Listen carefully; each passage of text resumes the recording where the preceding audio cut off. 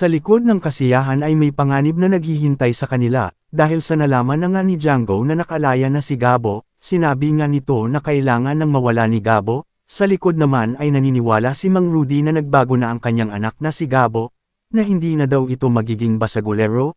O kita nyo, nagbago na anak ko, makikipagpustahan ako sa inyo, kahit buhay ko, magbabago na ang anak ko. Sagot naman ni Aling Betchay na pupusta siya, sa hindi nila inaasahan na hindi magagawa ni Gabo na palampasin si Django, dahil ito ang naging dahilan kung bakit siya nakulong ng 8 taon.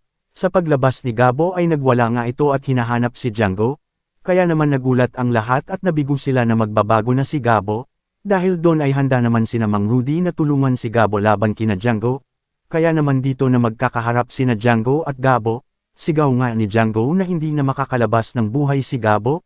Wala naman takot si Gabo na sinugod si Django.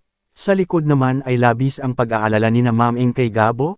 Magagawa naman ni Gabo na mapabagsak si Django nang magkaharap sila. Kaya naman hindi papayag si Django na hindi makapaghiganta, dahil doon ay mapapahamak ang ama ni Gabo na si Mang Rudy.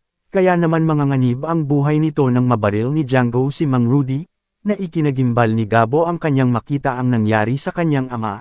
Sa galit ni Gabo ay hindi ito papayag na hindi pagbayaran ni Django ang ginawa nito sa kanyang ama, kaya naman matinding laban na naman ang haharapin ni Gabo laban kay Django at sa grupo nito. Magagawa kaya ni Gabo na maipaghiganta ang kanyang ama kay Django? Abangan.